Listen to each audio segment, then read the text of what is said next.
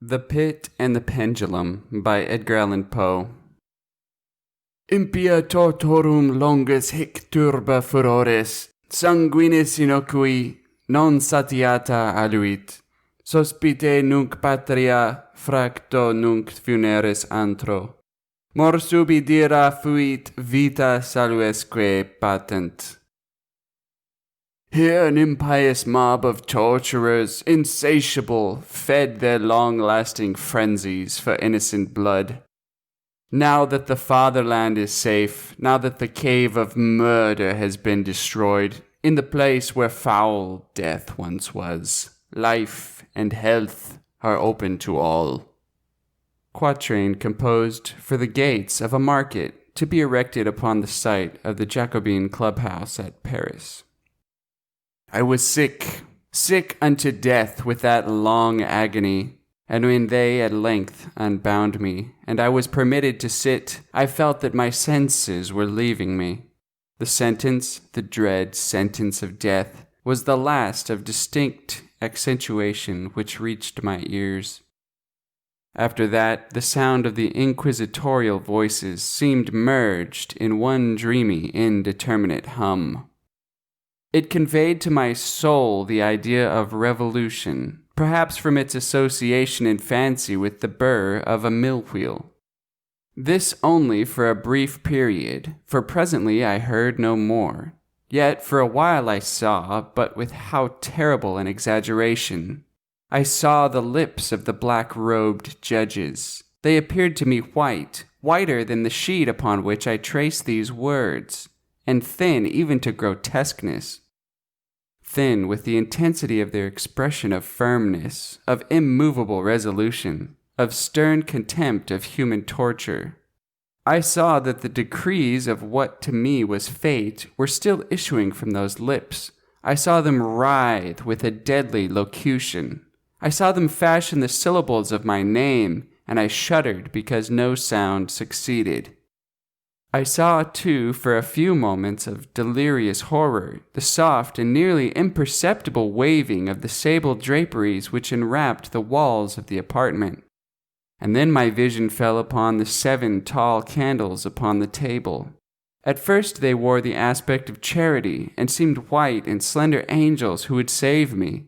But then, all at once, there came a most deadly nausea over my spirit, and I felt every fiber in my frame thrill as if I had touched the wire of a galvanic battery, while the angel forms became meaningless specters with heads of flame, and I saw that from them there would be no help.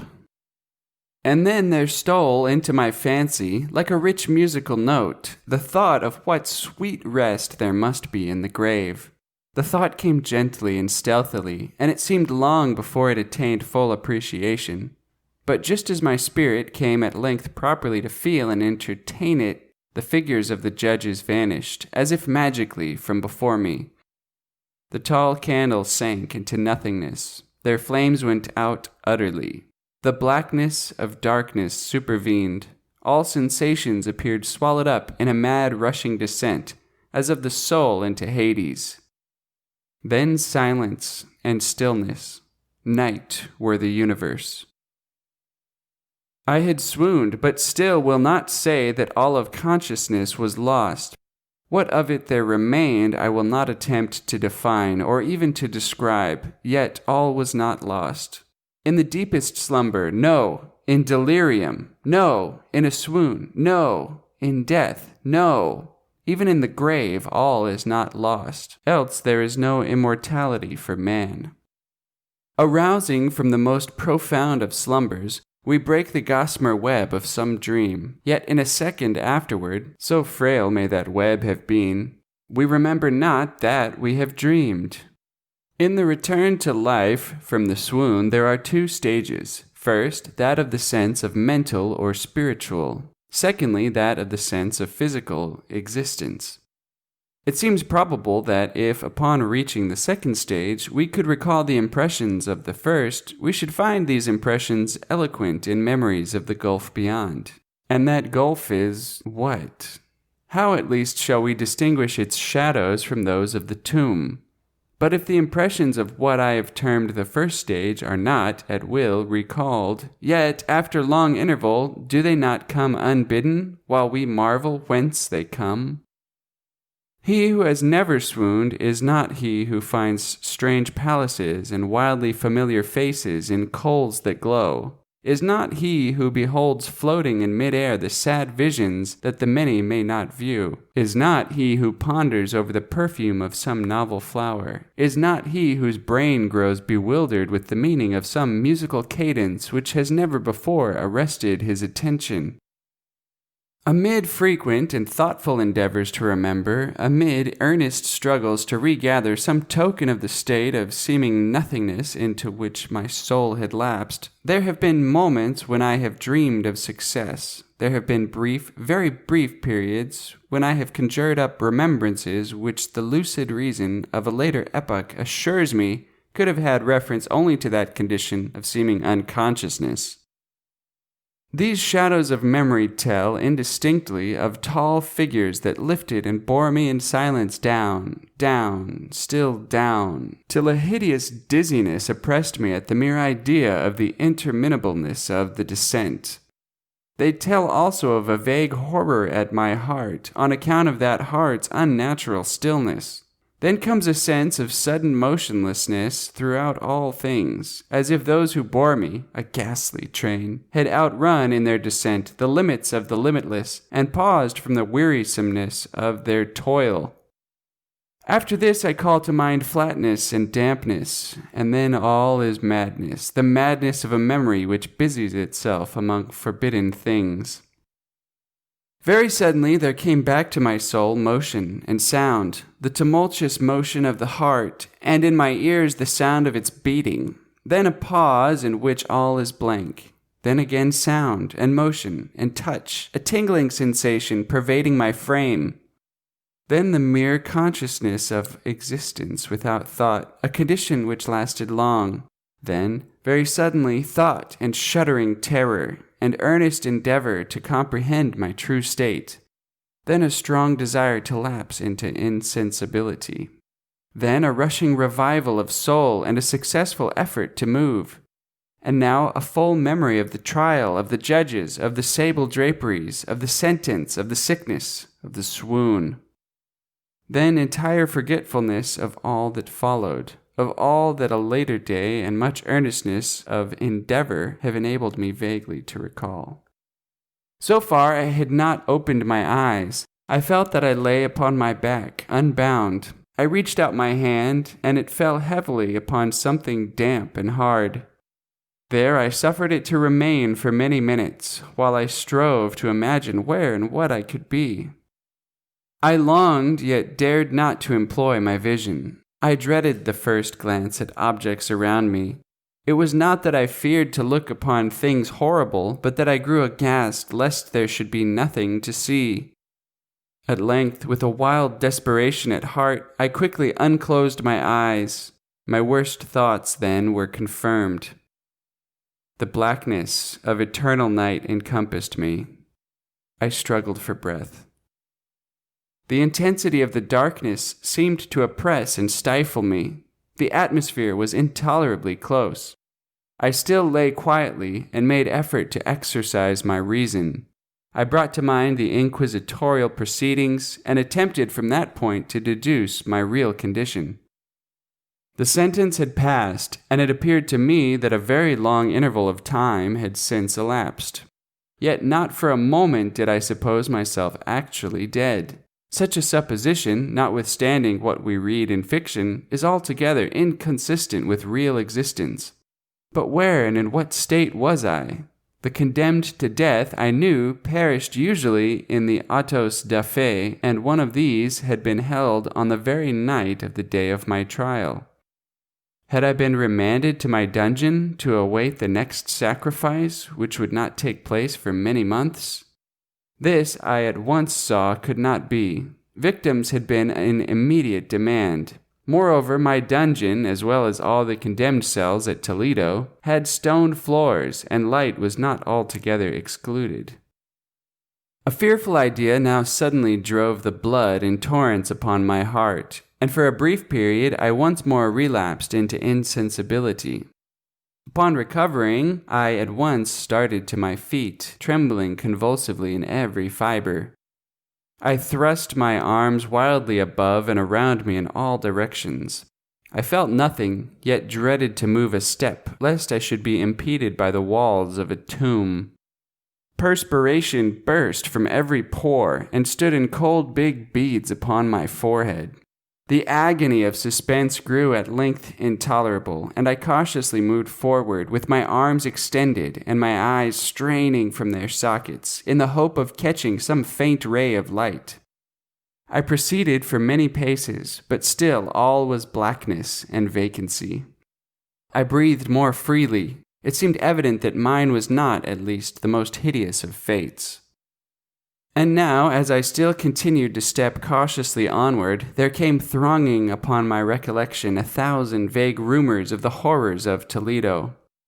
Of the dungeons there had been strange things narrated, fables I had always deemed them, but yet strange and too ghastly to repeat, save in a whisper. Was I left to perish of starvation in this subterranean world of darkness, or what fate, perhaps even more fearful, awaited me? That the result would be death, and a death of more than customary bitterness, I knew too well the character of my judges to doubt. The mode and the hour were all that occupied or distracted me. My outstretched hands at length encountered some solid obstruction. It was a wall seemingly of stone masonry, very smooth, slimy, and cold. I followed it up, stepping with all the careful distrust with which certain antique narratives had inspired me.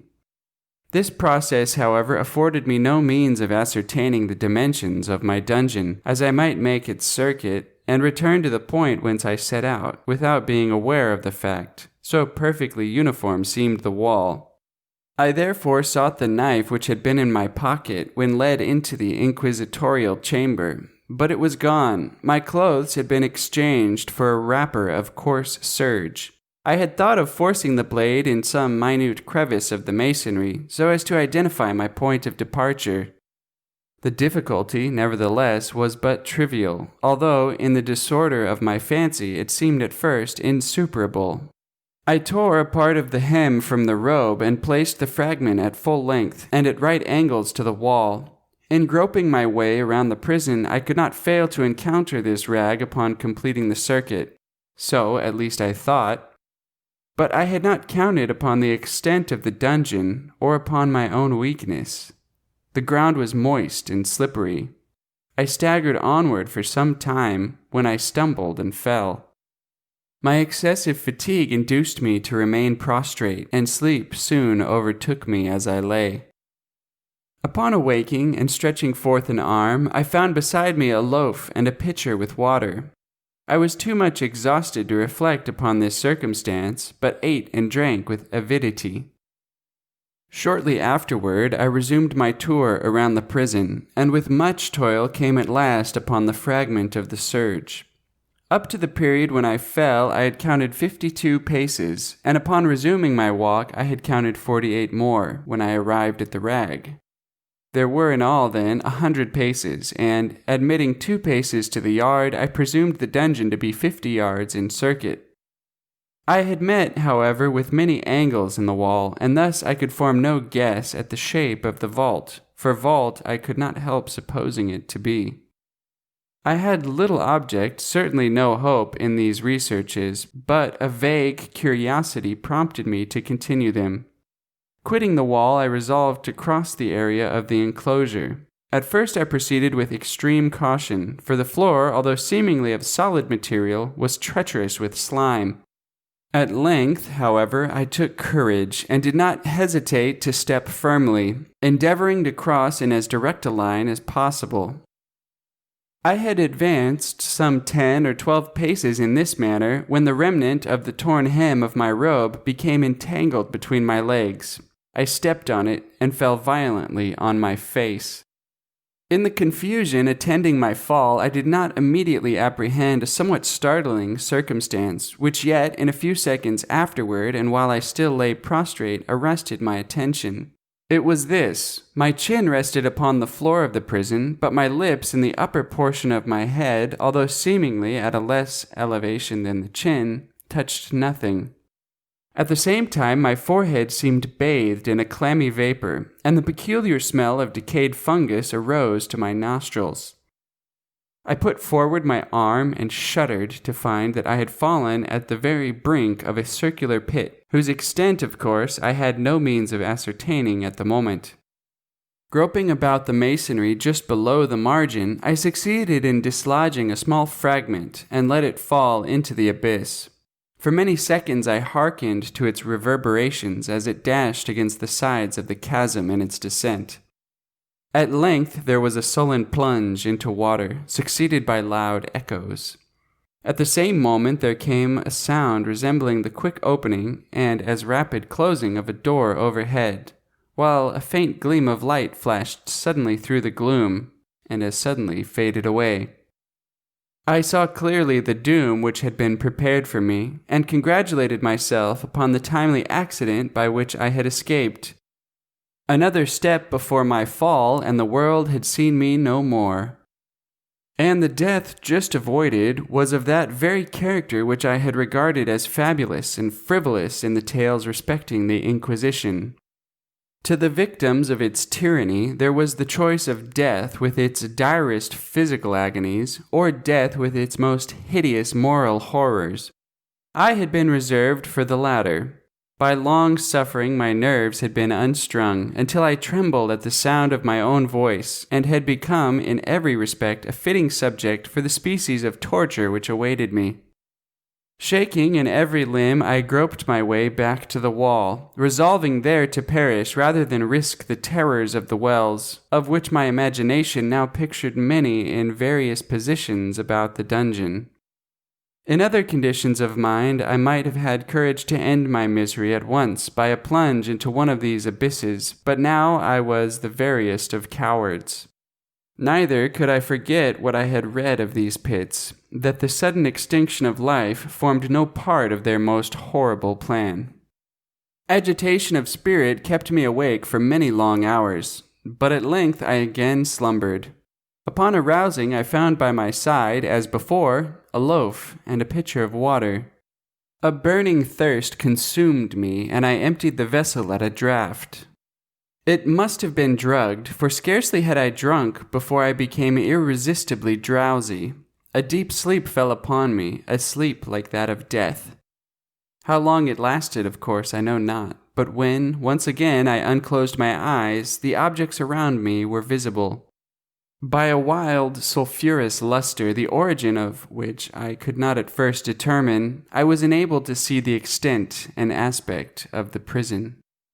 In its size I had been greatly mistaken. The whole circuit of its walls did not exceed 25 yards. For some minutes this fact occasioned me a world of vain trouble, vain indeed, for what could be of less importance under the terrible circumstances which environed me than the mere dimensions of my dungeon? But my soul took a wild interest in trifles, and I busied myself in endeavors to account for the error I had committed in my measurement. The truth at length flashed upon me. In my first attempt at exploration I had counted 52 paces, up to the period when I fell. I must then have been within a pace or two of the fragment of serge. In fact, I had nearly performed the circuit of the vault.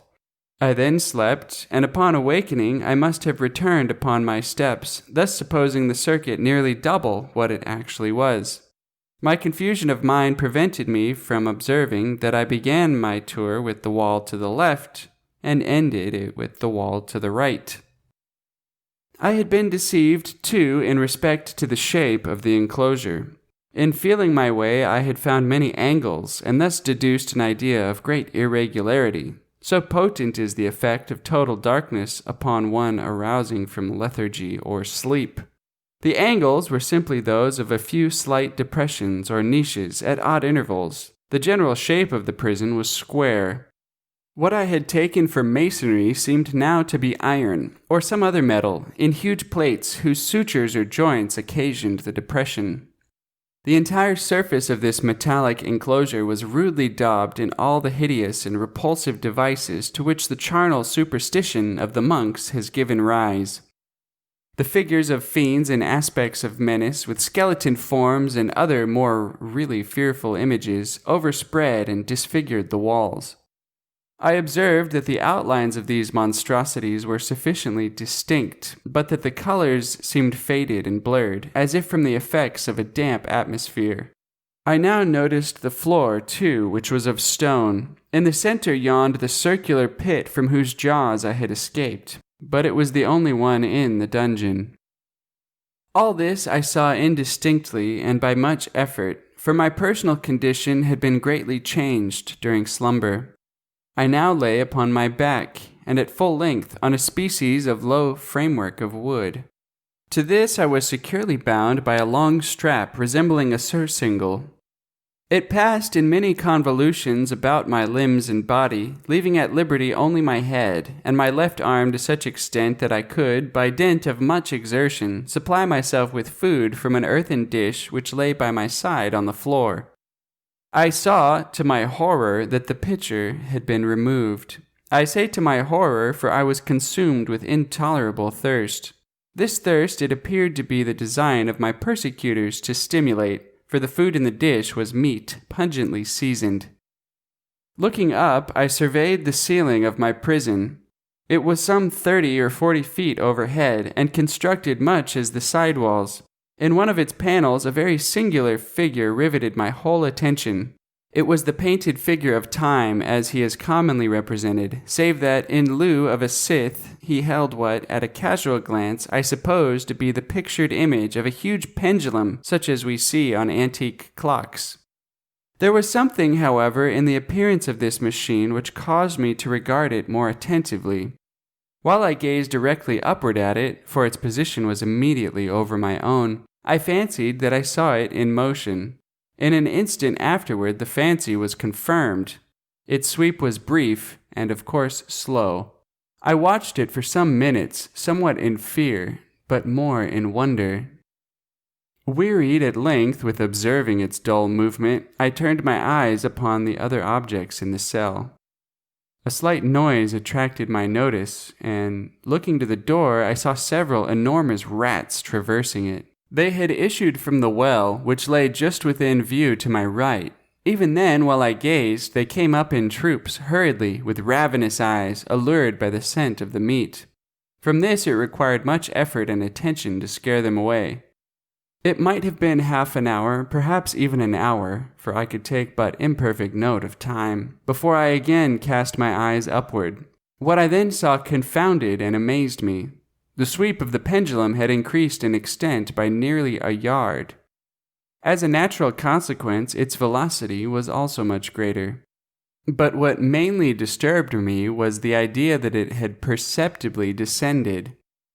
I now observed, with what horror it is needless to say, that its nether extremity was formed of a crescent of glittering steel, about a foot in length from horn to horn, the horns upward, and the under edge evidently as keen as that of a razor. Like a razor also, it seemed massy and heavy, tapering from the edge into a solid and broad structure above. It was appended to a weighty rod of brass, and the whole hissed as it swung through the air. I could no longer doubt the doom prepared for me by monkish ingenuity and torture. My cognizance of the pit had become known to the inquisitorial agents, the pit whose horrors had been destined for so bold a recusant as myself, the pit typical of hell and regarded by rumor as the ultima thule of all their punishments. The plunge into this pit I had avoided by the merest of accidents. I knew that surprise or entrapment into torment formed an important portion of all the grotesquerie of these dungeon deaths. Having failed to fall, it was no part of the demon plan to hurl me into the abyss, and thus, there being no alternative, a different and a milder destruction awaited me. Milder. I half smiled in my agony as I thought of such application of such a term. What boots it to tell of the long, long hours of horror more than mortal, during which I counted the rushing vibrations of the steel, inch by inch, line by line, with a descent only appreciable at intervals that seemed ages, down and still down it came. Days passed, it might have been that many days passed, ere it swept so closely over me as to fan me with its acrid breath. The odor of the sharp steel forced itself into my nostrils. I prayed, I wearied heaven with my prayer for its more speedy descent. I grew frantically mad and struggled to force myself upward against the sweep of the fearful scimitar. And then I fell suddenly calm and lay smiling at the glittering death, as a child at some rare bauble. There was another interval of utter insensibility. It was brief, for upon again lapsing into life there had been no perceptible descent in the pendulum. But it might have been long, for I knew there were demons who took note of my swoon, and who could have arrested the vibration at pleasure. Upon my recovery, too, I felt very, inexpressibly sick and weak, as if through long inanition. Even amid the agonies of that period, the human nature craved food. With painful effort, I outstretched my left arm as far as my bonds permitted, and took possession of the small remnant which had been spared me by the rats. As I put a portion of it within my lips, there rushed to my mind a half-formed thought of joy, of hope. Yet what business had I with hope? It was, as I say, a half-formed thought. Man has many such which are never completed. I felt that it was of joy, of hope, but felt also that it had perished in its formation. In vain I struggled to perfect, to regain it. Long suffering had nearly annihilated all my ordinary powers of mind. I was an imbecile, an idiot. The vibration of the pendulum was at right angles to my length. I saw that the crescent was designed to cross the region of the heart. It would fray the serge of my robe. I would return and repeat its operations again and again. Notwithstanding terrifically wide sweep, some 30 feet or more, and the hissing vigor of its descent, sufficient to sunder these very walls of iron, still the fraying of my robe would be all that, for several minutes, it would accomplish. And at this thought I paused. I dared not go further than this reflection. I dwelt upon it with a pertinacity of attention, as if in so dwelling I could arrest here the descent of the steel. I forced myself to ponder upon the sound of the crescent as it should pass across the garment, upon the peculiar thrilling sensation which the friction of cloth produces on the nerves. I pondered upon all this frivolity until my teeth were on edge. Down, steadily it crept. I took a frenzied pleasure in contrasting its downward with its lateral velocity. To the right, to the left, far and wide, with the shriek of a damned spirit. To my heart with the stealthy pace of the tiger. I alternately laughed and howled as the one or the other idea grew predominant. Down, certainly restlessly down, it vibrated within 3 inches of my bosom. I struggled violently, furiously, to free my left arm. This was free only from the elbow to the hand. I could reach the latter, from the platter beside me, to my mouth with great effort, but no farther. Could I have broken the fastenings above the elbow, I would have seized and attempted to arrest the pendulum. I might as well have attempted to arrest an avalanche. Down, still unceasingly, still inevitably down. I gasped and struggled at each vibration. I shrunk convulsively at its every sweep. My eyes followed its outward or upward whirls with the eagerness of the most unmeaning despair. They closed themselves spasmodically at the descent, although death would have been a relief. Oh, how unspeakable! Still, I quivered in every nerve to think how slight a sinking of the machinery would precipitate that keen, glistening axe upon my bosom. It was hope that prompted the nerve to quiver, the frame to shrink. It was hope, the hope that triumphs on the rack, that whispers to the death-condemned even in the dungeons of the Inquisition. I saw that some 10 or 12 vibrations would bring the steel in actual contact with my robe, and with this observation there suddenly came over my spirit all the keen, collected calmness of despair. For the first time during many hours, or perhaps days, I thought. It now occurred to me that the bandage or surcingle which enveloped me was unique. I was tied by no separate cord. The first stroke of the razor-like crescent athwart any portion of the band would so detach it that it might be unwound from my person by means of my left hand. But how fearful, in that case, the proximity of the steel! The result of the slightest struggle, how deadly! Was it likely, moreover, that the minions of the torturer had not foreseen and provided for this possibility? Was it probable that the bandage crossed my bosom in the track of the pendulum? Dreading to find my faint and, as it seemed, my last hope frustrated, I so far elevated my head as to obtain a distinct view of my breast. The surcingle enveloped my limbs and body close in all directions, save in the path of the destroying crescent. Scarcely had I dropped my head back into its original position when there flashed upon my mind what I cannot better describe than as the unformed half of that idea of deliverance to which I have previously alluded, and of which a moiety only floated indeterminately through my brain when I raised food to my burning lips. The whole thought was now present, feeble, scarcely sane, scarcely definite, but still entire. I proceeded at once, with the nervous energy of despair, to attempt its execution. For many hours, the immediate vicinity of the low framework upon which I lay had been literally swarming with rats. They were wild, bold, ravenous, their red eyes glaring upon me as if they waited but for motionlessness on my part to make me their prey. To what food, I thought, have they been accustomed in the well?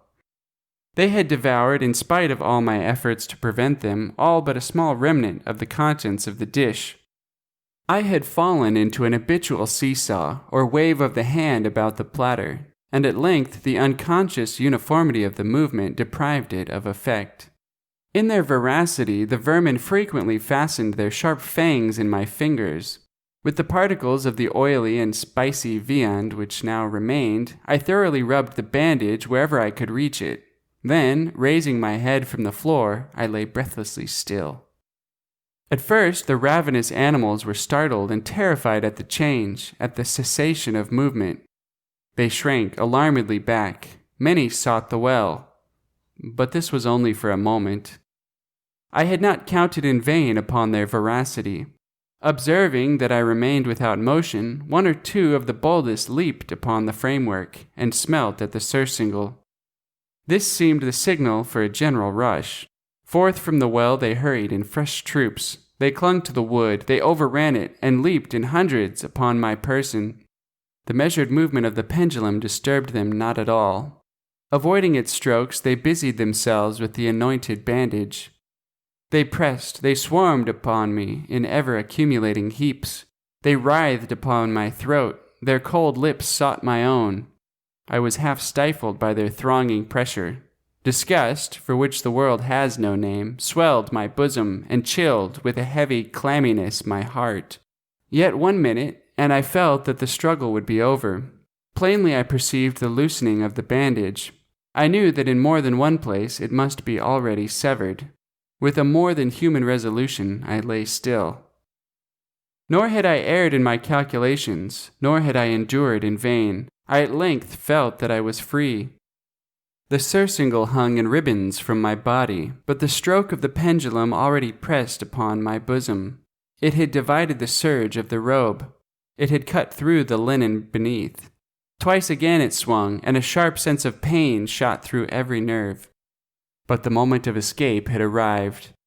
At a wave of my hand, my deliverers hurried tumultuously away. With a steady movement, cautious, sidelong, shrinking, and slow, I slid from the embrace of the bandage and beyond the reach of the scimitar. For the moment, at least, I was free. Free, and in the grasp of the Inquisition. I had scarcely stepped from my wooden bed of horror upon the stone floor of the prison when the motion of the hellish machine ceased, and I beheld it drawn up by some invisible force through the ceiling. This was a lesson which I took desperately to heart. My every motion was undoubtedly watched. Free, I had but escaped death in one form of agony, to be delivered unto worse than death in some other. With that thought I rolled my eyes nervously around on the barriers of iron that hemmed me in. Something unusual, some change which, at first, I could not appreciate distinctly, it was obvious had taken place in the apartment. For many minutes of a dreamy and trembling abstraction, I busied myself in vain, unconnected conjecture. During this period, I became aware for the first time of the origin of the sulphurous light which illumined the cell. It proceeded from a fissure about half an inch in width, extending entirely around the prison at the base of the walls, which thus appeared and were completely separated from the floor. I endeavored, but of course in vain, to look through the aperture. As I arose from the attempt, the mystery of the alteration in the chamber broke at once upon my understanding. I have observed that, although the outlines of the figures upon the walls were sufficiently distinct, yet the colors seemed blurred and indefinite. These colors had now assumed, and were momentarily assuming, a startling and most intense brilliancy, that gave to the spectral and fiendish portraitures an aspect that might have thrilled even firmer nerves than my own. Demon eyes of a wild and ghastly vivacity glared upon me in 1,000 directions, where none had been visible before, and gleamed with the lurid luster of a fire that I could not force my imagination to regard as unreal. Unreal! Even while I breathed, there came to my nostrils the breath of the vapor of heated iron. A suffocating odor pervaded the prison. A deeper glow settled each moment in the eyes that glared at my agonies. A richer tint of crimson diffused itself over the pictured horrors of blood. I panted. I gasped for breath. There could be no doubt of the design of my tormentors. Oh, most unrelenting! Oh, most demoniac of men! I shrank from the glowing metal to the center of the cell. Amid the thought of the fiery destruction that impended, the idea of the coolness of the well came over my soul like balm. I rushed to its deadly brink. I threw my straining vision below. The glare from the enkindled roof illumined its inmost recesses. Yet for a wild moment did my spirit refuse to comprehend the meaning of what I saw. At length it wrestled its way into my soul. It burned itself in upon my shuddering reason. Oh, for a voice to speak! Oh, horror! Oh, any horror but this! With a shriek, I rushed from the margin and buried my face in my hands, weeping bitterly. The heat rapidly increased, and once again I looked up, shuddering as with a fit of the ague. There had been a second change in the cell, and now the change was obviously in the form. As before, it was in vain that I, at first, endeavored to appreciate or understand what was taking place. But not long was I left in doubt. The inquisitorial vengeance had been hurried by my twofold escape, and there was to be no more dallying with the king of terrors. The room had been square. I saw that 2 of its iron angles were now acute, 2, consequently, obtuse. The fearful difference quickly increased with a low rumbling or moaning sound. In an instant the apartment had shifted its form into that of a lozenge. But the alteration stopped not here. I neither hoped nor desired it to stop. I could have clasped the red walls to my bosom as a garment of eternal peace. "Death," I said. "Any death but that of the pit."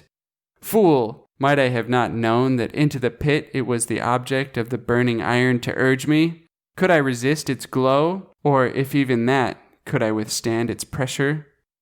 And now, flatter and flatter grew the lozenge, with a rapidity that left me no time for contemplation. Its center, and of course its greatest width, came just over the yawning gulf. I shrank back, but the closing walls pressed me resistlessly onward. At length, for my seared and writhing body there was no longer an inch of foothold on the firm floor of the prison. I struggled no more, but the agony of my soul found vent in one loud, long, and final scream of despair. I felt that I tottered upon the brink. I averted my eyes. There was a discordant hum of human voices. There was a loud blast as of many trumpets. There was a harsh grating as of 1,000 thunders. The fiery walls rushed back. An outstretched arm caught my own as I fell, fainting, into the abyss. It was that of General Lasalle. The French army had entered Toledo. The Inquisition was in the hands of its enemies.